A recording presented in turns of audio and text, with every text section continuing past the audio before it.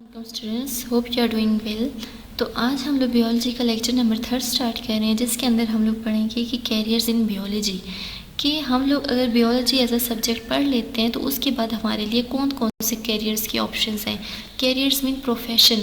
हम लोग अगर बायो पढ़ लेते हैं, एफएससी प्री मेडिकल हमने कर ली, तो हमारे पास कौन कौन से करियर हैं, हम आगे जाके कौन कौन से प्रोफेशन चूज़ कर सकते हैं बायो पढ़ने के बाद, तो वो हम आज पढ़ेंगे। तो सबसे पहले हम देख लेते हैं मेडिसिन एंड सर्जरी। तो अक्सर स्टूडेंट्स कहते हैं कि हमने एफएससी प्री मेडिकल कर ली तो उसके बाद हमने डॉक्टर ही बनना है। तो डॉक्टर बनने के लिए सबसे ज़्यादा ज़रूरी होता है कि वो एमबीबीएस करें, ठीक है। तो ये नहीं कि अगर किसी बच्चे से एमबीबीएस नहीं हो रहा, उस सीट का टेस्ट पास नहीं हो रहा, तो वो कुछ भी नहीं कर सकता। अगर किसी भी स्टूडेंट ने कर लिया एफएससी प्री मेडिकल, तो यहाँ पे बहुत से करियर्स हैं जो कि वो अपनी ज़िंदगी में ले सकते हैं, कोई भी प्रोफेशन वो चूज़ कर सकते हैं। बहुत से करियर्स हैं जो कि एक एफएससी प्री मेडिकल का स्टूडेंट अपनी ज़िंदगी में अडॉप्ट कर सकता है। तो सबसे पहले हम लोग देख लेते हैं मेडिसिन एंड सर्जरी को, जो कि एमबीबीएस की शॉर्ट फॉर्म है, bachelor in medicine and bachelor in surgery. तो ये जो दोनों टर्म्स है मेडिसिन एंड सर्जरी, ये दोनों अलग टर्म्स है। मेडिसिन अलग है, सर्जरी अलग है। मेडिसिन हम सिंपली देखते हैं कि कोई भी अगर आपको सर में दर्द है, आपको फ्लू है या इस तरह से आपको कोई टैबलेट लेनी है, तो आप क्या सिंपली एक जाएंगी फिजिशियस के पास जाएंगे, किसी क्लिनिक में जाएंगी, और वो बंदा क्या करेगा, आपका देखिएगा आपका बुखार किस लेवल पे है, आपको कितना खांसी कितना बुखार है, उसके हिसाब से आपको कोई भी वो सिरप या कोई भी वो आपको मेडिसिन टैबलेट्स रिकमेंड कर लेगा। तो उसको सिंपली हम लोग पढ़ते हैं मेडिसिन के अंदर। तो हम कह सकते हैं मेडिसिन में हम सिर्फ वो चीज़ पढ़ते हैं जब डॉक्टर सिर्फ और सिर्फ हम लोग का चेकअप करके डायग्नोस कर लेता है, ढूंढता है कि हमें क्या बीमारी है, और उस बीमारी को ढूंढ के हमें सिंपली टैबलेट देता है। जैसे कि आप क्लिनिक पे जाएंगे, आपको सर दर्द है, तो आप क्लिनिक पर जाएंगे तो वो आगे जो बंदा आपको टैबलेट देगा वो फिजिशिस्ट होगा, वो सर्जन नहीं होगा, वो आपकी सर्जरी नहीं करेगा। तो मेडिसिन में सिंपली वो बंदा आपको क्या करेगा, टैबलेट रिकमेंड्स करेगा, जैसे कि हम डिफरेंट क्लिनिक सीखते हैं, बने होते हैं। तो सर्जरी की बात कर लें तो सर्जरी में क्या होता है कि एक बंदा क्या करता है, वो जो जिसने एमबीबीएस किया हुआ डॉक्टर है, ठीक है, वो क्या है, सर्जन है। तो सर्जन क्या करेगा, आपकी सर्जरी करेगा, सिंपली आपका कोई पार्ट रिमूव करेगा या रिप्लेस करेगा। जैसे कि हार्ट ट्रांसप्लांट कर लेते हैं या किडनी रिप्लेस कर देते हैं, किडनी को बदल देते हैं। जब किसी की किडनी ज़्यादा ख़राब हो जाती है या उसके अंदर स्टोन बहुत ज़्यादा आ जाता है, तो क्या करते हैं, किडनी को बदल देते हैं किसी और की किडनी के साथ। तो उसको बोलते हैं रीनल सर्जरी। रीनल मतलब है किडनी का, किडनी को रीनल बोलते हैं और सर्जरी को बोलते हैं रीनल सर्जरी। अगर आपको किडनी अपनी चेंज करवानी है, रिमूव करवानी है, तो आप सर्जन के पास जाएंगे, ना कि फिजिशिस्ट के पास। तो सिंपली फिजिशियंस का काम है कि वो आपको कोई भी टैबलेट्स, कोई भी मेडिसिन रिकमेंड करता है, आपका ढूंढता है कि आपको क्या मसला है, ठीक है, उसके मुताबिक आपको रिकमेंड करता है। और सर्जन का काम होता है कि वो आपका पूरा का पूरा बॉडी का पार्ट जो है उसको या तो रिप्लेस कर दे, रिपेयर कर दे, उसको ठीक करना उसका काम होता है सर्जन का। बाई डूइंग सर्जरी करके वो आपको ठीक कर देता है। बायोलॉजी के बाद एफएससी प्री मेडिकल के बाद हमारे पास एक और ऑप्शन होता है कि हम लोग फिशेज़ में जा सकते हैं। इसका मतलब कि हमारे पास एमबीबीएस के अलावा और बहुत सी फील्ड हैं जिसके अंदर हम जा सकते हैं। तो एक और फील्ड आती है, वो है फिशेज़। फिशेज़ बोलते हैं माहीगीरी को। तो फिशेज़ नेम इंडिकेट कर रहा है कि इसमें फ़िशेज़ के मतलब ही कुछ होगा। तो सिंपली ये नहीं होता कि सिर्फ हमने मछलियाँ पकड़नी है और सेल करनी है, नहीं, ये भी एक काम है कि हमने मछलियों को सेल करना है। लेकिन इसके अलावा और भी बहुत से तरीके हैं जिससे हम अपनी इनकम जनरेट कर सकते हैं, जिससे हम फ़िशेज़ को ऐसा अपना करियर बना सकते हैं। तो सबसे पहले तो हम लोग देख लेते हैं कि प्रोडक्शन ऑफ फ़िशेज़ के अंदर आता है कि फ़िशेज़ में जो बंदा अपना करियर सेलेक्ट कर लेता है, उसका काम ये भी हो सकता है कि वो क्या करे, देखिए कि फ़िशेज़ की प्रोडक्शन कैसी होगी, वो तरीके ढूंढे जिससे फ़िशेज़ की ज़्यादा प्रोडक्शन हो। या तो उसका काम होता है कि वो क्या करे, फ़िशेज़ को पकड़े। मुख्तलिफ फंक्शंस हो सकते हैं पकड़ने के, चाहे वो खुराक हो, चाहे वो स्पोर्ट हो, किसी भी मकसद के वो पकड़ सकता है। और हार्वेस्टिंग करे। हार्वेस्टिंग का मतलब है कि ख़ास जगह जिसकी इन्वायरमेंट गंदी है या फ़िशेज़ के लिए ख़तरनाक है या किसी भी मकसद के लिए वो फ़िशेज़ को एक जगह से रिमूव करे, उसके काम हो सकता है या तो वो प्रोडक्शन करे, फ़िशेज़ की मकदार ज़्यादा बनाए, या तो फ़िशेज़ को पकड़े, या तो फ़िशेज़ को एक ख़ास जगह से रिमूव करे, या तो फ़िशेज़ की प्रोडक्शन इतनी ज़्यादा करे कि वो मुख्तलिफ पर्पसेस के लिए यूज़ हो जाए। जैसे कि फ़िशेज़ को एज हम फूड यूज़ करते हैं, रिक्रिएशनल और इंडस्ट्रियल यूजेस। रिक्रिएशनल बोलते हैं कि हम लोग स्पोर्ट के लिए या इंजॉयमेंट के लिए फ़िशेज़ को पकड़ें, और फिशेस में बंदा का काम होता है कि वो क्या करे कि फ़िश के हैबिटेट्स देखे। हैबिटेट्स का मतलब फ़िशेस कौन सी इन्वायरमेंट में रह रही है, न्यूट्रिशन देखे फ़िशेस को कौन कौन सी न्यूट्रिशन चाहिए होती है, क्या चीज़ें खाए तो फ़िशेस अच्छी तरह रह सकती हैं, बाकी फ़िशेस की क्या क्या रिक्वायरमेंट्स हैं, जेनेटिक्स, फ़िशेस के अंदर कौन सी डिजीज़ आ रहे हैं, कहाँ किस वजह से आ रहे हैं, और डिजीज़ को ठीक करना फ़िशरीज़ को अडॉप्ट करने वाले का काम होता है, जो कि फ़िशेस में चला जाता है। तो कोई भी बंदा जो फ़िशेस को अडॉप्ट करे उसके लिए ज़रूरी है कि वो सबसे पहले या तो क्या करे, बीएस इन ज़ूलॉजी करे या तो एमएस करे। वैसे बीएस ज़ूलॉजी के बाद हम लोग ईजिली फ़िशेस को अडॉप्ट कर सकते हैं एज अ करियर। तो बीएस ज़ूलॉजी आपको पता ही होगा क्या होता है, बैचलर इन स्टडी। तो बीएस हम जब ज़ूलॉजी में करते हैं तो ज़ूलॉजी का मतलब एनिमल्स, तो हम एनिमल्स की लाइफ को पढ़ रहे होते हैं। तो जब हम लोग बायो में मेडिकल एफएससी प्री मेडिकल कर लेते हैं, सेकेंड ईयर कर लेते हैं, उसके बाद हम बीएस करें ज़ूलॉजी के अंदर, तो उसके बाद हम लोग फ़िशेस को ऐसा करियर रख सकते हैं। तो ज़ूलॉजी आपको पता ही होगा, एनिमल की साइंस को बोलते हैं ज़ूलॉजी, या बीएस करें या एमएस करें। तो फ़िशेस में बंदा फ़िशेस अगर कर ले तो फ़िशेस के बाद जो बंदा होता है वो हैचरीज में काम कर सकता है। हैचरीज बोलते हैं कि डिफरेंट प्लेसेस जहाँ पे फ़िशेस को रखा जाता है, फ़िशेस को रखने की जगह को बोलते हैं हैचरीज। अगर आपने ऐसे देखा हो कि हैचरीज का मतलब क्या होता है, तो हैचिंग का मतलब होता है कि अंडे से जब बच्चे निकलते हैं तो उसको बोलते हैं हैचिंग, कि इसकी हैचिंग हुई है।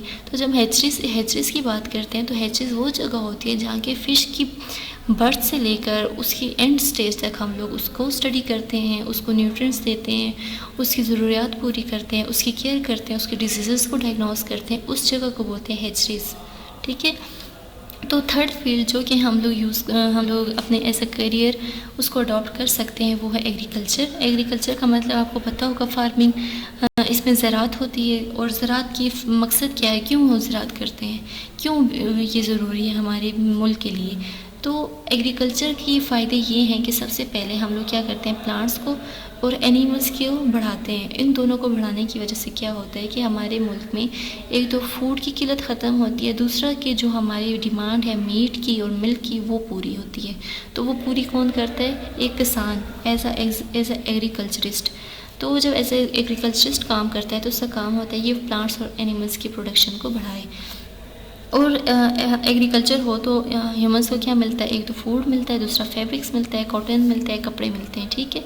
एग्रीकल्चर अगर एक बंदा एग्रीकल्चरिस्ट बन जाए तो वो डिफरेंट फील्ड्स में काम कर सकता है। तो वो फील्ड्स कौन कौन सी हैं, एक एग्रीकल्चर डिपार्टमेंट्स, वो एग्रीकल्चरिस्ट जो है वो डिफरेंट एग्रीकल्चर डिपार्टमेंट्स में काम कर सकता है।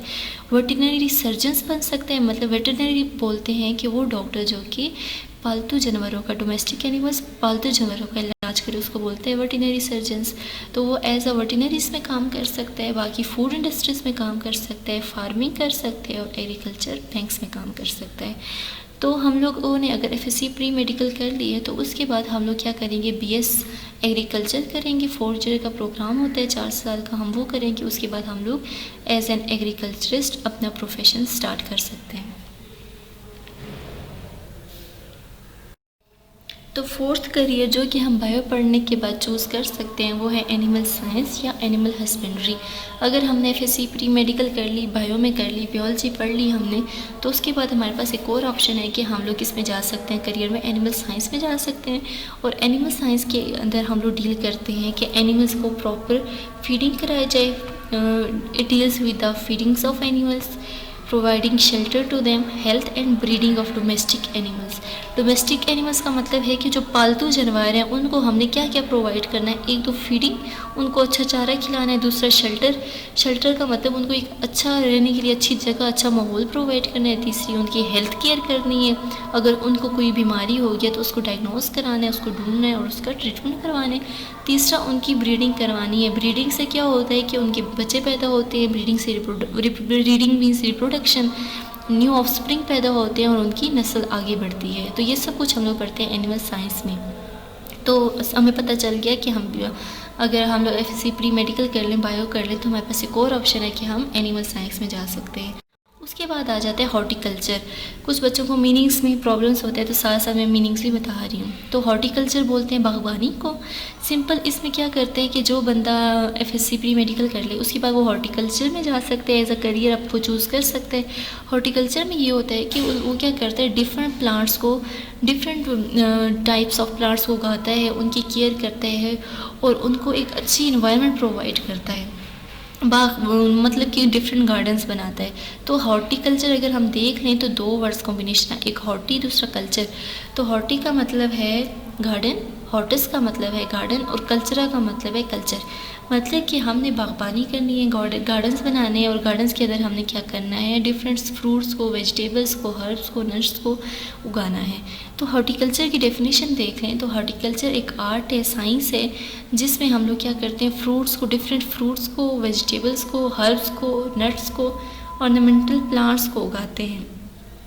फ्रूट्स तो आपको पता है, डिफरेंट किस्म के फ्रूट्स उगाना, वेजिटेबल्स उगाना, डिफरेंट हर्ब्स वो जड़ी बूटियाँ होती हैं जिनसे डिफरेंट टाइप्स ऑफ वो जो हकीमी दवाइयाँ होती हैं वो बनती हैं। बाकी नट्स जैसे कि अखरोट वगैरह, और ऑर्नामेंटल प्लांट्स उन प्लांट्स को बोलते हैं जो कि हम घरों में खूबसूरती के तौर पे रखते हैं। तो घरों में जो खूबसूरती के तौर पे हम लोग प्लांट्स रखते हैं उनको बोलते हैं ऑर्नामेंटल प्लांट्स। उनमें आ जाते हैं trees, shrubs and flowering plants. तो हॉर्टिकल्चरिस्ट आपने देखा होगा कि वो अपनी नर्सरीज़ बना देते हैं। जो भी हॉर्टिकल्चरिस्ट होते हैं वो क्या करते हैं, अपनी डिफरेंट नर्सरीज़ बनाते हैं। उन नर्सरीज़ के अंदर वो क्या करते हैं, ऐसी इन्वायरमेंट बनाते हैं, आपने देखा होगा वो ग्रीन कलर का एक कवर ऊपर डाल देते हैं ताकि सिलेक्टिव रेज़ आएँ, जो सूरज की रेज़ हैं जो कि प्लांट्स को चाहिए, सिर्फ और सिर्फ वही रेज़ आएँ प्लांट्स तक और प्लांट्स अच्छी तरह से ग्रो करें। आपने देखा होगा कि नॉन सीजनल प्लांट्स भी वो ग्रो करवा रहे होते हैं क्योंकि उन्होंने एक ग्रीन हाउस इफेक्ट बनाया होता है। जब मैं आगे आपको पढ़ाऊंगी सब्जेक्ट तो आपको समझ आ जाए ग्रीन हाउस इफेक्ट क्या होता है। उसके अंदर क्या होता है कि वो अपनी जो नर्सरी होती है उसके ऊपर पूरी एक ग्रीन कवर की कोटिंग करा देते हैं। उसका मकसद ये होता है कि सिर्फ और सिर्फ कुछ सिलेक्टिव जो रेज़ हैं सूरज की वो सिर्फ और सिर्फ प्लांट्स तक पहुँचें, जो कि उनके लिए हार्मफुल ना हो, जो कि उनकी ग्रोथ के लिए ज़रूरी है, वो बस प्लांट तक पहुँचते हैं और वो अच्छी तरह से ग्रो करते हैं नर्सरीज़ में। तो हॉर्टिकल्चरिस्ट जो होते हैं वो अपनी नर्सरीज़ बना सकते हैं या वो डिफरेंट किस्म के फ्रूट्स और वेजिटेबल्स वगैरह उगा सकते हैं। उसके बाद जो इम्पॉर्टेंट फील्ड है बायो के बाद जो हम लोग अपना करियर में चूज़ कर सकते हैं वो है फॉरेस्ट्री। तो फॉरेस्ट्री नेम से इंडिकेट करिए कि हमने क्या करना है, फॉरेस्ट को मैनेज करना है, ट्रीज़ की मैनेजमेंट करनी है, ट्रीज़ को की हिफाजत करनी है। जैसे कि हम लोग देख रहे हैं आजकल क्या हो रही है, डिफॉरेस्ट्रेशन हो रही है। डिफॉरेस्ट्रेशन की वजह से क्या हो रही है, जंगलों की कटाई हो रही है। जंगलों की कटाई होने की वजह से सबसे ज़्यादा असर पड़ रहा है एनिमल्स के ऊपर। जो एनिमल्स जंगल में रहते हैं उनको बोलते हैं वाइल्ड लाइफ। तो हम लोग नेचर में क्या करें, इंटरफेयर कर रहे हैं, हम लोग जंगलों को ख़त्म कर रहे हैं और जंगलों में मौजूद जो different kind of wild life है, जंगली जानवर है, वो भी जंगल की वजह से ख़त्म हो रहे हैं। जैसे जैसे जंगल ख़त्म होगा फिर जंगलात में रहने वाले जो एनिमल्स हैं वो भी आहिस्ता आहिस्ता ख़त्म हो जाएंगे। तो ये एक बहुत अच्छी फील्ड है जो कि हम बायो के बाद चूज़ कर सकते हैं। इसकी वजह से हम लोग क्या कर सकते हैं, ट्रीज़ को और फॉरेस्ट को प्रोटेक्ट कर सकते हैं डिफॉरेस्ट्रेशन से। क्योंकि हम लोग जानते हैं कि अगर फॉरेस्ट्री हो, ये फॉरेस्ट्री कितनी चीज़ों में मदद करती है। सबसे पहले तो फॉरेस्ट्री मदद करती है बायोडाइवर्सिटी में। बायोडाइवर्सिटी बोलते हैं कि variety of living organism present on the earth. हमारे ज़मीन पे बहुत डिफरेंट टाइप्स ऑफ जो हैं लिविंग ऑर्गेनिज्म प्रेजेंट है। तो फॉरेस्ट्री उन वाइल्ड लाइफ को इस दुनिया में रहने के लिए एक मौका प्रोवाइड करती है, एक जगह प्रोवाइड करती है। जंगलात एक वो जगह है जहाँ पे वाइल्ड लाइफ रहते हैं, जंगली जानवर रहते हैं। बाकी जो फॉरेस्ट्री है वो सॉइल की क्वालिटी को मेंटेन करती है, इम्प्रूव करती है, सॉइल को नरिशमेंट देते हैं। प्लांट्स क्या करते हैं, जब प्लांट्स की डेथ हो जाती है, डेड हो जाते हैं, तो वो क्या करते हैं, प्लांट्स के अंदर जितने भी न्यूट्रिएंट्स हैं वो सॉइल में चले जाते हैं। बाकी प्लांट्स कैसे इम्प्रूव करते हैं सॉइल की क्वालिटी के, वो क्या, उनकी जो जड़ें होती हैं उन्होंने ज़मीन को अंदर से बहुत ज़ोर से पकड़ा होता है, जो कि हेल्प करते हैं कि ताकि हमारी ज़मीन पे अर्थक्वेक्स ना हो। तो अर्थक्वेक्स को बचाने के लिए भी सॉइल मदद करता है, ताकि सैलाब वगैरह ना आए। सैलाब वगैरह के ना आने की वजह से भी फॉरेस्ट मदद करता है। और बाकी हमारी जो वो ये फाइट करता है कि हमारा जो क्लाइमेट है वो ठंडा रहे। जितने ज़्यादा जो है फॉरेस्ट होगा उतनी ज़्यादा हमारी क्लाइमेट ठंडा होगा, हमारा मौसम ठंडा होगा मुल्क का। बाकी ये क्या करता है, फॉरेस्ट्री हेल्प करता है हमें, ये हमें प्रोवाइड करते हैं टिम्बर बोलते हैं लकड़ी को। फॉरेस्ट्री का एक मेन फंक्शन ये भी है कि हमें लकड़ी प्रोवाइड करता है। तो ये सारे फंक्शंस हैं फॉरेस्ट्री के। अगर फॉरेस्ट्री नहीं रहेगी तो ये सारी चीज़ें भी ख़त्म हो जाएंगी, टिम्बर लकड़ी ख़त्म हो जाएगी। क्लाइमेट जैसे कि मौसम अभी बहुत ज़्यादा गर्म हो गया है फॉरेस्ट ना होने की वजह से, अर्थक्वेक बहुत ज़्यादा आ गए हैं क्योंकि सॉइल की क्वालिटी ठीक नहीं है। हमारे मुल्क से बहुत सी वाइल्ड लाइफ जंगली जानवर ख़त्म हो गए क्योंकि फॉरेस्ट नहीं है। तो जो भी पर्सन आफ्टर बायोलॉजी फॉरेस्ट्री करता है तो उसके पास इतनी अथॉरिटी होता है कि वो इतने एक्ट्स बनाए, इतने नेशनल पार्क्स बनाए या इतनी वाइल्ड लाइफ को प्रिजर्व करे ताकि जहाँ पे ट्रीज़ है या फॉरेस्ट है उसको कोई और डिस्ट्रॉय ना करे, कोई वहाँ पे हंटिंग ना करे, शिकार ना करे, जंगली जानवरों का शिकार ना करे और वो दरख्तों की कटाई ना करे। तो हमने इतना देख लिया कि करियर्स कौन कौन से थे। ये 6 बेसिक करियर्स है जो कि हम बायो की बात कर सकते हैं। इसके अलावा और भी बहुत से करियर्स हैं जो कि हम बायो की बात कर सकते हैं। जैसे कि लाजमी हम MBBS करेंगे तो ही डॉक्टर बनेंगे। डॉक्टर की तरह और बहुत सी फील्ड है, जैसे कि अगर हम लोग कर लेते हैं BS nursing, bachelor in science in nursing, अगर हम लोग 4 ईयर्स का BS कर लेते हैं नर्सिंग के अंदर, तब भी हम लोग के पास इतनी अथॉरिटीज़ होती है कि हम डिजीज़ को टैकल कर सकें, हम लोग दूसरे बंदे को ट्रीट कर सकें। बायो पढ़ने के बाद हमारे पास ये ऑप्शन भी होता है। बाकी हमारे पास ऑप्शन होता है कि हम फिजियोथेरेपिस्ट में जा सकें, DPT कर सकें, बाकी हम डेंटल में जा सकते हैं। और भी बहुत सी फील्ड हैं जैसे कि पैरामेडिक्स, बाकी इकोलॉजिस्ट, इवोल्यूशनरी रिसर्चर्स, बहुत से साइंटिस्ट बन सकते हैं। बहुत सी फील्ड्स है। बायो के बाद बहुत सी फील्ड्स शुरू हो जाती हैं। बस आपने ये देखना है कि आपका इंटरेस्ट किस में है, जिस चीज़ में आपको इंटरेस्ट है वही चीज़ लेकर आप चलें। तो इतना ही था आज के हमारे लेक्चर में। तो अगर आपको समझ हुई हो तो लाइक ज़रूर करें। अपना ख्याल रखें, मिलते रहेंगे। अल्लाह हाफ़िज़।